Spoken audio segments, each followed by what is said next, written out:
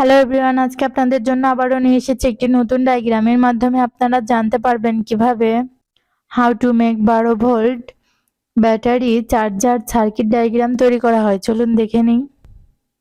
14 volt step down ট্রান্সফরমারের প্রাইমারিতে voltage দিলে সেকেন্ডারিতে অপেক্ষাকৃত নিম্ন ভোল্টেজ পাওয়া যায়, তাকে স্টেপ ডাউন ট্রান্সফরমার বলা হয়।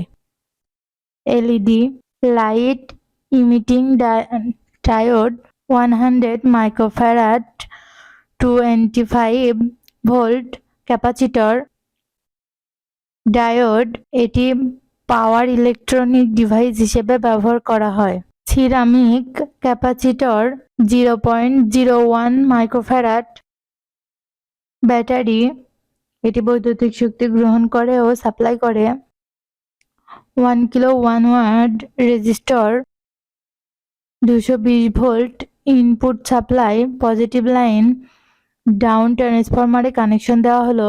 আউটপুট লাইন ডাউন ট্রান্সফরমার থেকে ডায়োডে কানেকশন দেওয়া হলো। একইভাবে আউটপুট লাইন ডাউন ট্রান্সফরমার থেকে ডায়োডের কানেকশন দেওয়া হলো। পজিটিভ লাইন ডায়োড থেকে ব্যাটারিতে কানেকশন দেওয়া হলো। নেগেটিভ লাইন ডায়োড থেকে ব্যাটারিতে কানেকশন দেওয়া হলো। নেগেটিভ লাইন ক্যাপাসিটরে কানেকশন দেওয়া হলো। নেগেটিভ লাইন এলইডিতে কানেকশন দেওয়া হলো। পজিটিভ লাইন ক্যাপাসিটরে কানেকশন দেওয়া হলো।